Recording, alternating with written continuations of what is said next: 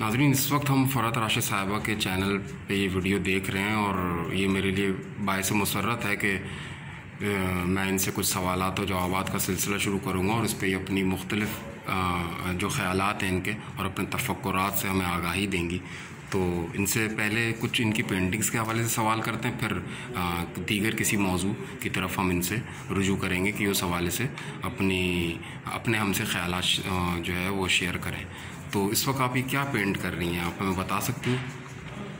जब मैं पेंट करना शुरू करती हूँ हमजा, तो मुझे कुछ भी नहीं पता होता है कि मैं क्या कर रही हूँ। जब रंग बिखरते हैं तो फिर आहिस्ता आहिस्ता सोच मेरी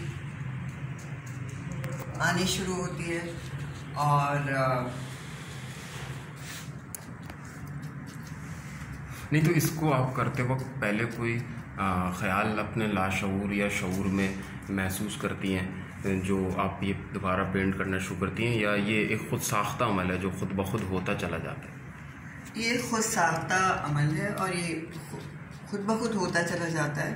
मुझे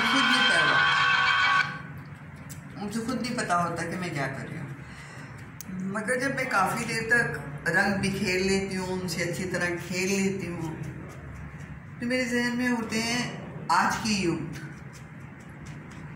और मेरे दिमाग में ये ख्याल आता है कि क्यों ना मैं अपनी आप मुझे पेंटर कह रहे हैं, मैं नहीं समझती कि मैं एक पेंटर हूँ, मैं सिर्फ रंगों से खेलती हूँ। असल में पेंटर मैं नहीं कह रहा हूँ, जो एक हल्का अरबाब है और जो एक अदबी हल्का है, और उसके अलावा जो आर्ट लवर्स होते हैं और नक्काद होते हैं, वो आपकी पेंटिंग्स पर बात करने लगे हैं और मुतकल्लिम की हैसियत से मुस्तकिल जो है की पेंटिंग्स के ऊपर जो है बयानात जो है वो बयान शाया होते हैं और जो है उन पे बातें होती हैं। तो ये तो एक फ़ैक्ट है कि आपको मुसव्विर तस्लीम किया गया है, तो ये आपकी इनकिसारी है कि आप ख़ुद को मुसव्विर नहीं मानती, लेकिन ये है कि फिर भी मैं आपसे यही पूछना चाहूँगा कि इन पेंटिंग्स को करते वक्त कोई ख़ास मतलब पस मंज़र है जिसको आप पेंट करने की कोशिश करती हैं, क्योंकि आपका माजी जो है वो मुसव्वरी के शोबे से नहीं था, तो अब अचानक से आपका इस शोबे में आना और एक पजीराई का अमल है जो आपको मुस्तकिल जो है लोग सराह रहे हैं, तो उस हवाले से आप क्या कहेंगे? बात दरअसल ये है कि मैं बेसिकली सारी ज़िंदगी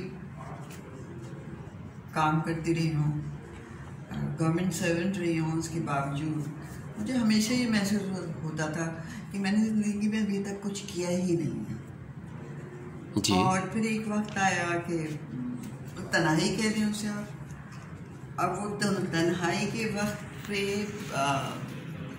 मैं जब अपने इधर उधर देखती थी, यूथ को देखती थी, स्पेशली बच्चों को देखती थी कि वो उनके अंदर कितना टैलेंट है और वो कितने हाईली क्वालिफाइड हैं, और मगर they are just working for 20,000 rupees और 10,000 रुपीज़। एंड तो उस वक्त मेरे दिल में ये ख्याल पैदा हुआ कि मैं क्यों ना ऐसा कुछ काम करूं कि जो इन लड़के और लड़कियों के काम आ सके।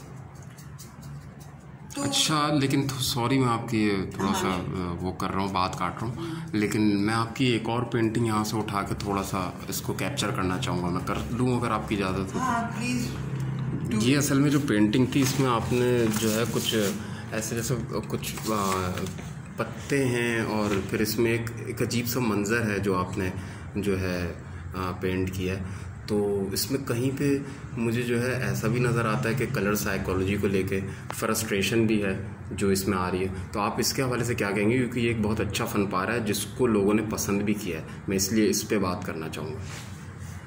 देखिए, there is a subject called colour psychology. अब आप उस पेंटिंग के हवाले से बात कर रहे हैं, उसमें आप देखेंगे कि उसमें जो नुमाया रंग है वो हरा रंग है, हरियाली का रंग है, और हरियाली खुशी से मुंसलिक है।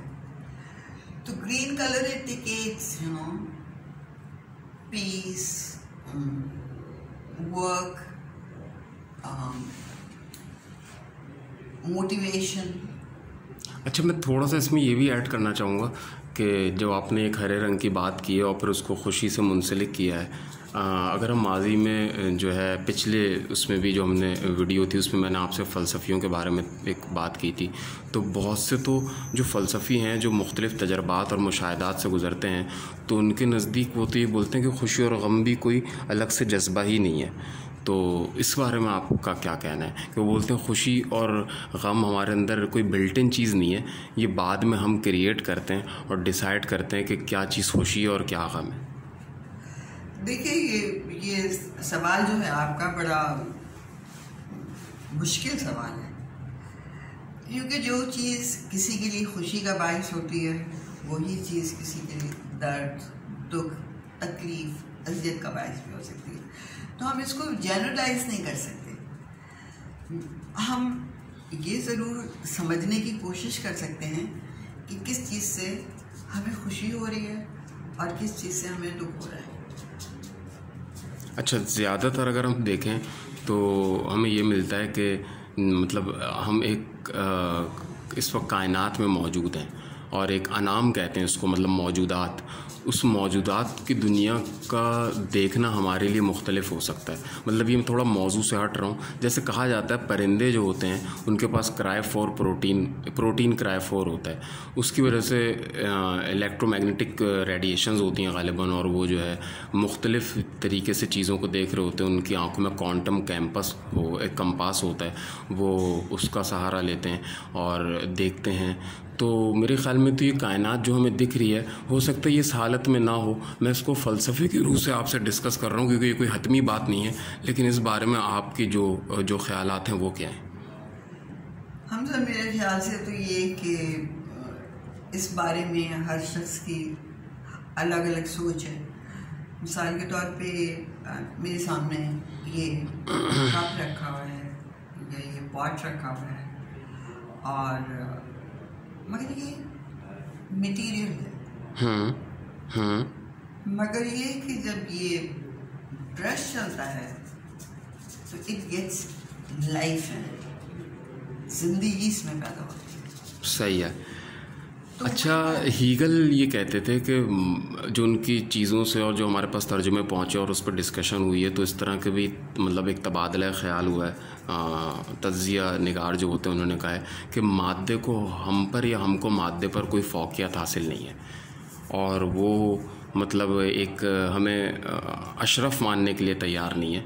और इस हवाले से आपका क्या कहना है कि क्या हम मादे से बढ़कर हैं, या मादा जो है वो आपके नज़दीक है क्या, उसकी बुनियादी तारीफ़ क्या है? देखिए, this is subject like mind body, जिस पे डेकार्ट ने भी काफ़ी बात की है, बॉडी और सोल पे और माइंड पे। डेकार्ट ने कहा है कि आई थिंक दैट्स व्हाट, ये उनका डिक्टम था बहुत, बिल्कुल बिल्कुल, कि वो ये कहते थे कि वो हैं तो सब कुछ है। बिल्कुल, इसको शोरा आफाक मकूला भी कह दिया जाता है इस तरह। तो इस हवाले से अभी तक ना तो साइंस, ना फिलॉसफी, ना साइकोलॉजी, ना बायोलॉजी, ना टेक्नोलॉजी, अभी तक हम किसी एक कंप्लीट फिलॉसफी पे या थ्योरी पे नहीं पहुंच सके हैं कि मादा पहले आया या सोल पहले आया। आपको नहीं लगता ये वो बातें हैं जिस तक तो हम कभी पहुंच भी नहीं पाएंगे? आप अगर तारीख़ का मुतालिया करें तो आप किस हद तक पीछे जा सकती हैं, और आपकी कनेक्टिविटी कहाँ तक होगी, लोग कहाँ तक उस पर, मतलब हम कबले मसीह भी चले जाएं तो भी एक हद तक जाके हमारी तहकीक रुक जाएगी और हम उससे आगे बात नहीं कर सकेंगे। तो ये जो मादे पे मबनी बातें हैं इसकी तख्लीक पर, तो ये तो एक बहुत शायद हमको इस मौजू पे या इस सवालात के जवाबात ही ना मिल पाएँ। देखिए, सवालात तो सारी ज़िंदगी होते रहे हैं और दर्जा बदर्जा उनके जवाबात भी आते रहे हैं। मेरा ख्याल है, ज़रूरी नहीं है कि आप भी इस बात पे यकीन रखें कि ज़रूरी नहीं है कि हर सवाल का जवाब ना हो। जैसे जैसे साइंस और टेक्नोलॉजी बढ़ती जा रही है, वैसे वैसे चीज़ें जो हैं और ज़्यादा नुमाया हो रही हैं, समझ में आ रही हैं, मगर उसके लिए मैं अपनी राय मुसल्लत नहीं करूँगी किसी पर। ये तो एक बहुत अच्छा अंदाज़ होता है, अपने मतलब उसलूब होता है कि उसको अपने बयानियों को महा नहीं मानना। महा बयानियाँ तो बल्कि फ़लसफ़ी जैसे हीगल थे वो भी बोलते थे the source of knowledge is just God, ये उनका कहना था। तो अब लेकिन वो किस सोर्स को सही मान रहे हैं ये एक अलग से मौजूद है। तो ये तो मसला है ना कि किसी की सोच पे आप अपनी सोच मुसल्लत नहीं कर सकते, और हर शख्स को हक़ हासिल है कि जो वो सोचता है उस पे यकीन करे और किसी और की सोच से कोई। अच्छा, मैं एक सवाल आपसे, क्योंकि ये वीडियो बहुत तवील हो जाएगी तो इसलिए मैं एक सवाल पूछ के आज की नशस्त का अख्ताम करूँगा और फिर हम इसको दीगर मैं जो हूँ किसी इस तरह के टॉपिक्स बना के आपसे और आपके सवालात का जवाब लूँगा। वो ये है कि मैं ये पूछना चाह रहा था आपका, क्योंकि माजी डिप्टी कमिश्नर थी आप, मैजिस्ट्रेट की खिदमात आपने सर अंजाम दी, एक्स्ट्राडिशन मैजिस्ट्रेट रहीं आप अमेरिका और पाकिस्तान के माबैन जो ड्रग ट्रैफिकिंग के मामलात थे। मैं ये पूछना चाह रहा हूँ कि ये मुसव्वरी का शोबा हिस्से जमालियात पर मबनी है, ये ख़ूबसूरती की अलामत है, ये लोगों के एहसासात की अक्कासी करता है। जो आपका माजी था उसमें, क्योंकि आपने बहुत से ऐसे वाक़यात देखे होंगे जिसमें मतलब क्या कहें हम कि उसमें मतलब खून खराबा या एक मतलब वायलेंस मौजूद होगा, तो क्या कोई ऐसा भी होता है कि कहा जाता है ऐसा जैसे डॉक्टर होता है वो इतने ऑपरेशंस कर लेता है कि एक वक्त पे आके कहीं उसका दिल सख्त तो नहीं हो जाता? क्या मेरा दिल सख्त हुआ है? नहीं, मैं तो आपसे ये सवाल करना चाह रहा हूँ कि आपका मुसव्वरी के शोबे में आ जाना जो है वो जो है, कहते हैं जैसे मैं इस तरह का सुना था कि डॉक्टर्स जो हैं वो इतने ऑपरेशंस कर लेते हैं, इतने लोगों के मतलब जिस्मों को ऑपरेट करके, और वो इतना इंसान की बॉडी को अंदर तक देख लेते हैं कि अब वो हिस्से जमालियात का उनसर ख़त्म हो जाता है और अब वो सिर्फ उनके लिए एक ऑब्जेक्ट रह जाता है। जबकि एक मुसव्वरी के शोबे से ताल्लुक़ रखने वाला शख्स तो बहुत ज़्यादा हसास, इमोशनल, और जो है वो मतलब उसके पास हिस्से जमालियात के मेयार जो है वो अलग हो सकते हैं। तो इस हवाले से जो है आपका क्या कहना है?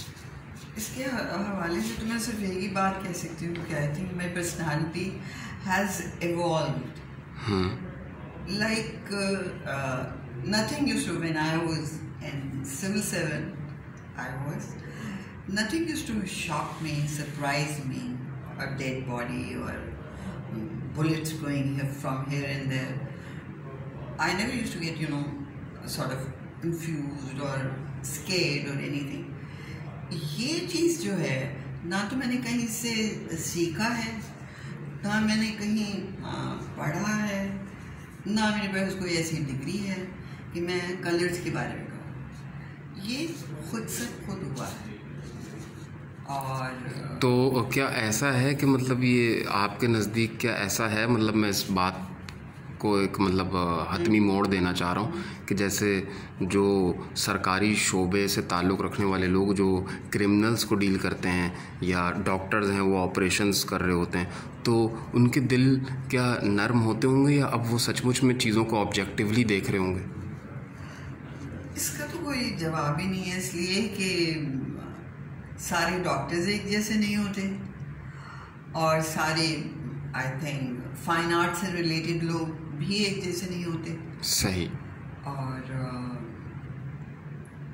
With me it just happen. ठीक है। अच्छा, तो फिर अगली वीडियो में जाए, क्योंकि आपके हर वीडियो में आप यूथ की बहुत बात करती हैं, तो मैं नौजवानाने नस्ल, उनके मसाइल, उनमें मौजूद खामियां, खूबियां और क्या मौक़े उनको फ़राम किए जा सकते हैं, इस पे फिर आपसे सवालात और जवाबात करूँगा। तो इस वीडियो के लिए आपके जो आपने इतना टाइम दिया है उसके लिए मैं आपका शुक्रगुज़ार हूँ। Thank you Hamda, thanks.